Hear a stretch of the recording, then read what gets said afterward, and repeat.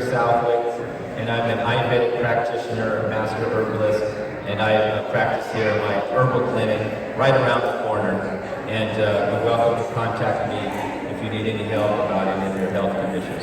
But what I'd like to talk about first before I get into digestion, I would like to change your whole thinking about self-care. I've been helping people professionally for over 25 years and involved in herbal medicine and formulating herbal medicine and helping people with their health issues for over 35 years.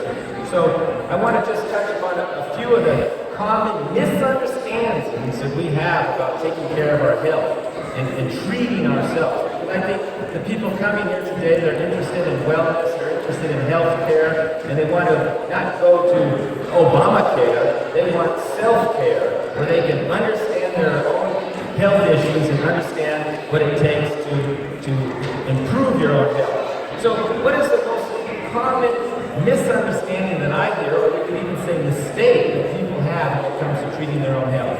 Well, actually, most of us still have an allopathic thinking. Maybe we've been brainwashed, maybe we've seen too many commercials, maybe we've been hanging out with too many allopathic practitioners.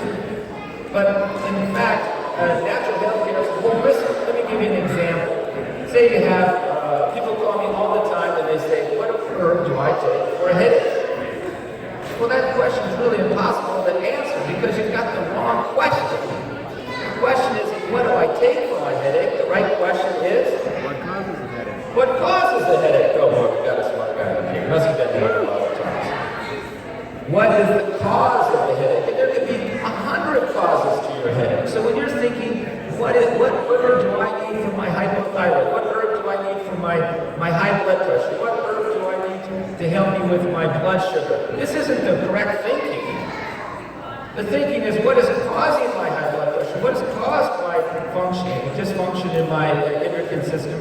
What's the cause of my inflammation? What's the cause of my headache? Because there could be multiple causes. Only when you know the cause can you formulate the treatment, the protocol that's going to cure it. So let's go back to the example of the headache. How many causes do we have of headaches? Many. It could be anxiety, it could be nervousness, it could be nervous tension.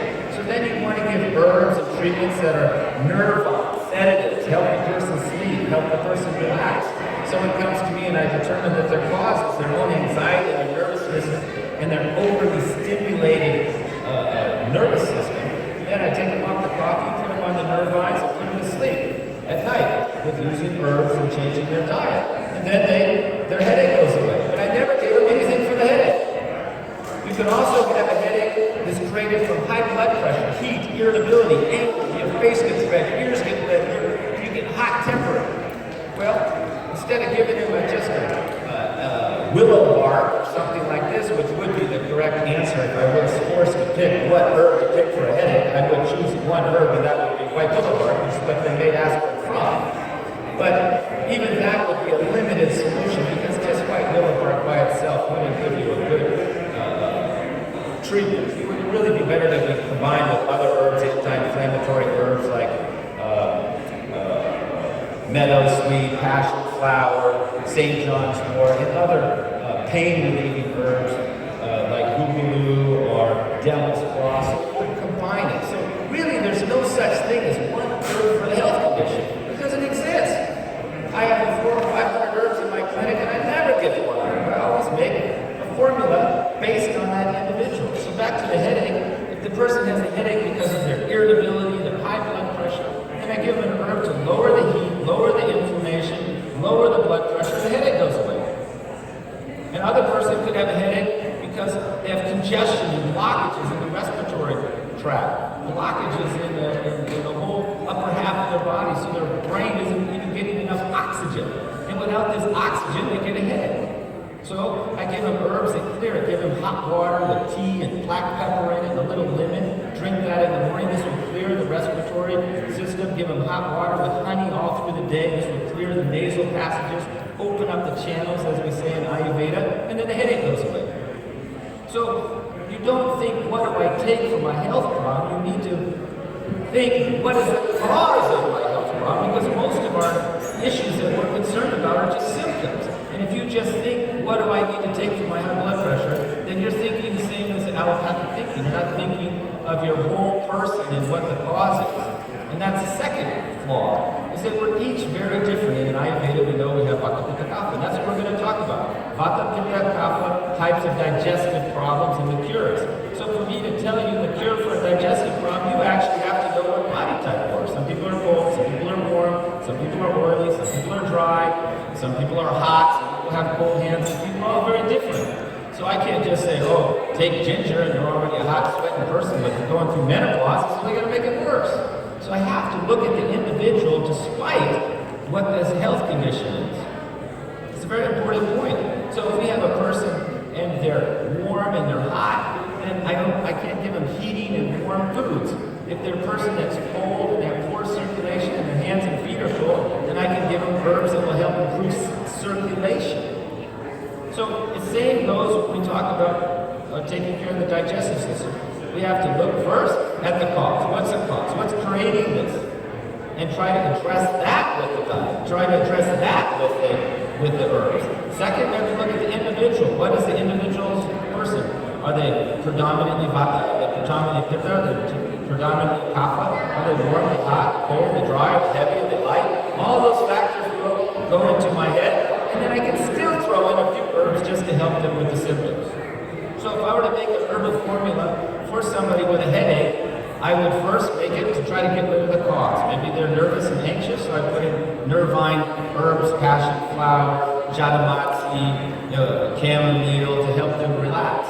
Then I can put in some herbs for the pain, which would be like boogaloo or the willow bark or these herbs that will help to relieve the pain. Then because the person's cold and they have bad circulation, I can put in herbs that help to stimulate the circulation, like cinnamon. Then they're cold, so I can put in some ginger. Now if you get another person and they have a different type of headache, because they're hot, irritable, and they have a kind of a high pressure type of headache, the herbal formula will be completely different. So this is a very important point to understand. You have to move away from that simplistic thinking, what do I take for this condition? And that's why people, of course, get so confused on Facebook. It's because they keep looking at these cures, and they work for some people, but they don't work for other people. And that's because most of these people that you see that are promoting on Facebook and even writing books, they're just promoting from their point of view. They're just telling you what worked for them. You are not the same as them. They may be a big, giant, overweight person that put on weight their whole life, so they're going to tell you to have apple cider vinegar and eat a lot of quinoa. But if you're a hot, warm person that gets acid reflux and heartburn easy, you don't want to be taking apple cider vinegar, it's only going to make it worse. Even if you are overweight, you can't take it. And if you're a skinny, thin person that doesn't put on weight, you can't be eating quinoa all day and never put on weight. You'll feel weak. You should go back to the rice. So this is another misunderstanding that we have in healthcare, is that we're always trying to learn things from what other people did who don't know anything about it. So that's basically reading a book. Once you read a book about a diet, that's a fad. Because there can be no diet for everybody. Everybody's too distinctly different. All diets in a book are fads. All home remedies that say this will cure it are false. They may cure a percent of the person, but they're not true cures, because you can only know the cure if you know the individual.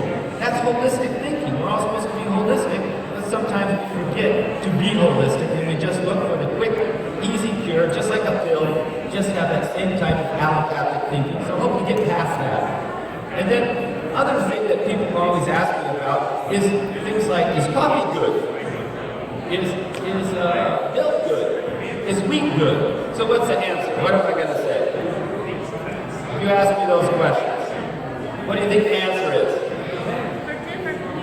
That's right, it depends who you are. Coffee could be medicine. Don't think coffee's bad. If you're an overweight person, a coffee-dominant person, and sleeping fine, no stress, no anxiety, but you're a little slow and sluggish and hard to get going in the morning, and you sleep heavy, you're sleeping late, well, I tell you, put on that automatic coffee maker, you go off at 7 in the morning and shoot down a shot of that espresso at 7 and 8 in the morning, and that's medicine for you. If you have nervousness, anxiety, dry skin, or dry stools, then coffee's poison for you. So you got to get away from this simple thinking, it's good or bad. It's like my kids, when they're 3 or 4 years old, they keep asking me, Dad, is it good? Dad, is it bad? Dad, is it good? Dad, is it bad? Because they can't see the gray. They don't to see that good people can do bad things, bad people can do good things. They don't have that capacity. It's like the toddler thing. You need to move past that and look at the individual. Another example, dairy. There's many people that say dairy is all bad, dairy is all poison. Well, you go to the store and just buy the cheap stuff in the store, just about everything can be poison nowadays. So let's assume we got a cow, we got our own cow, we're getting raw milk, we're making our own ghee, we're making our own butter. We've got good ingredients. Let's get past the poor quality ingredients. So who would be the dairy would be good for? Him. That's right. If vata types, if you're thin, underweight, not putting on weight very easily, and you're not sleeping well, you don't have much body fat on your body, and that's one reason you have more anxiety, you put on more weight, is because of the lack of body fat. So for that person, dairy is medicine. Even putting ghee on all their foods, having even yogurt after meals will help with digestion. And even milk can be medicine. A lot of the herbs I give them in milk. That's right, we know about that. People are learning about turmeric milk and golden milk, we call it. And that's just one example.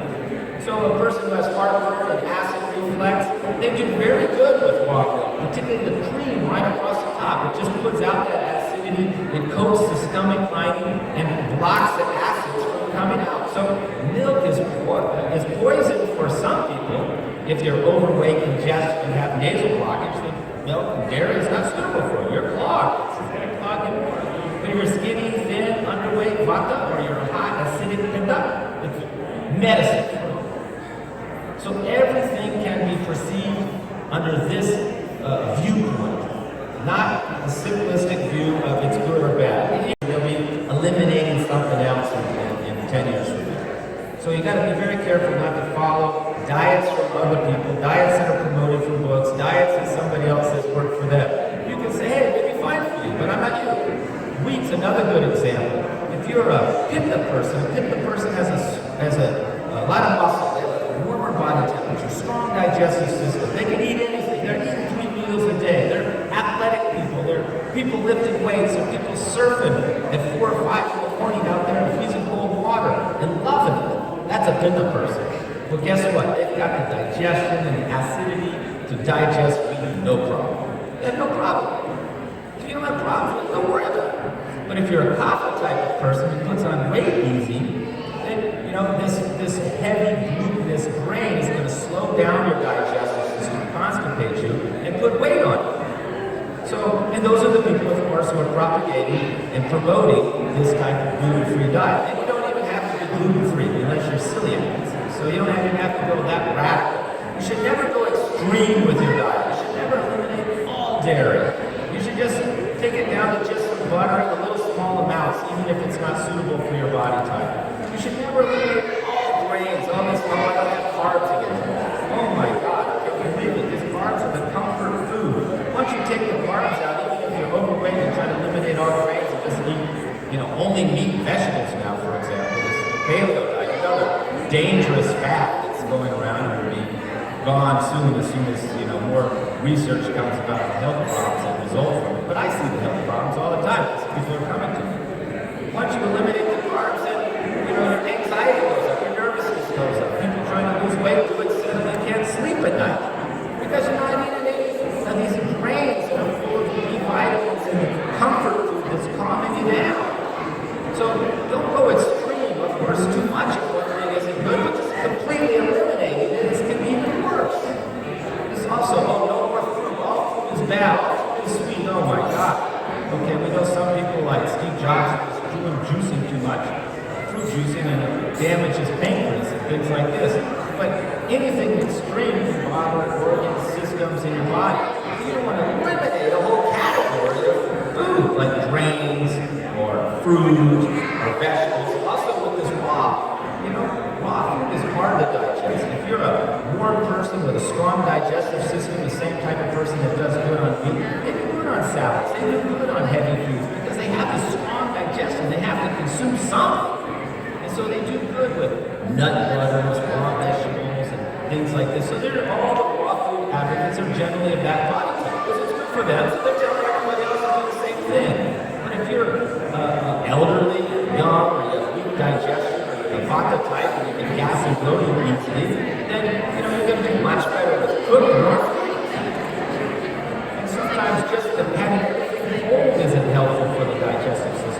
it needs to be warm. So those are the three areas I just want to move past to kind of change your thinking about self-care. To get past the simplistic view of what do I take for this condition, this is good or this is bad, but starting to see a more holistic view and starting to understand yourself and not listen to what everybody else is preaching you, but listen to your own body and understand what your body's telling you. If your body doesn't feel good with it, and you start having digestive problems from it, which is leading us into our main subject matter as digestion here, then that's a signal to you that it's not suitable for you. But if it's not bothering you having to eat, you feel good after it, then it's not an issue for you. If you feel better after having a dairy, then it's not an issue for you. So digestive problems are a sign that you didn't digest well because you've made your digestive system weak, or the food isn't suitable for your digestive system type. We're all very different. If you call a car mechanic and you say to the car mechanic on the phone, I got a problem with my car, it's overheating, I got smoke coming out the back, first thing he wants to know is what kind of car you have. Once he knows the type of car you have, then he's going to know if this is a common problem with that car or not and what to give you. So you have to know the vehicle before you can repair it. You have to know the individual before you can treat it. Point made, I hope. So let's talk about digestive problems. And we're going to talk about them in the three main categories. Vata problems, Kapha problems, Pitta problems. Vata problems are the Vata person is a thin, light, underweight, and they get gas and bloating easily. So we're going to talk about gas and bloating and constipation. That's one category. They all go together. And then the other type is the Pitta type. The Pitta type is hot, warm, and has a strong digestive system, and their weakness is more acid reflux, heartburn, and things like that. And then the third one is the Kapha type. They're heavy, slower metabolism, easy to gain weight, and their digestive problems usually relate to feeling heavy, weight gain, lethargic, and after meals, and cravings for sweets. Those are the problems. So if we talk about, we need to look at the individual, even when we talk about digestive problems, because when we treat the person who's got a digestive problem, we have to know the individual. So here we're going to pass around some herbs or some spices to each of you, and you can try them. And I'm going to talk about each one